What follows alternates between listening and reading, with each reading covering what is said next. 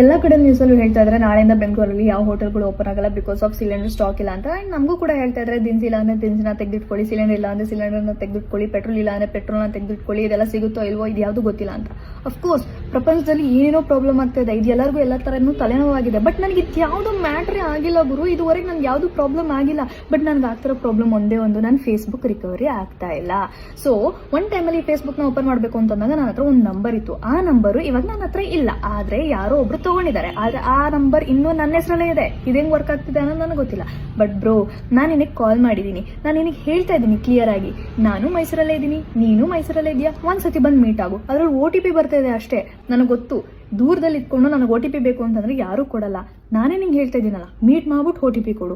ನಾನೇ ನಿನ್ನ ಕಣ್ಮುಂದೆ ಓಪನ್ ಮಾಡ್ಬಿಟ್ಟು ನಾನು ವೆರಿಫೈ ಮಾಡ್ಕೊಂಡು ನನ್ನ ಅಕೌಂಟ್ನ ಓಪನ್ ಮಾಡ್ಕೊಂಡು ನನ್ನ ಪಾಡಿಗೆ ನಾನು ಇನ್ನೇನು ಬಿಟ್ಬಿಡ್ತೀನಿ. ನನಗೆ ನೀನು ಯಾರು ಅಂತ ಗೊತ್ತಿಲ್ಲ, ನಿನಗೆ ನಾನು ಯಾರು ಅಂತ ಗೊತ್ತಿಲ್ಲ. ನೀನು ಏನಾರು ಈ ಥರ ಒಂದು ಹೆಲ್ಪ್ ಮಾಡಿಬಿಟ್ರೆ ತುಂಬ ಖುಷಿ ಆಗುತ್ತೆ. ಇದು ಒಂದೇ ನನಗಿರೋ ತಲೆನೋವು. ಪ್ರಪಂಚದಲ್ಲಿ ಯಾವ ಪ್ರಾಬ್ಲಮು ನನಗೆ ಪ್ರಾಬ್ಲಮ್ಮೇ ಅಲ್ಲ. ಅಷ್ಟೇ.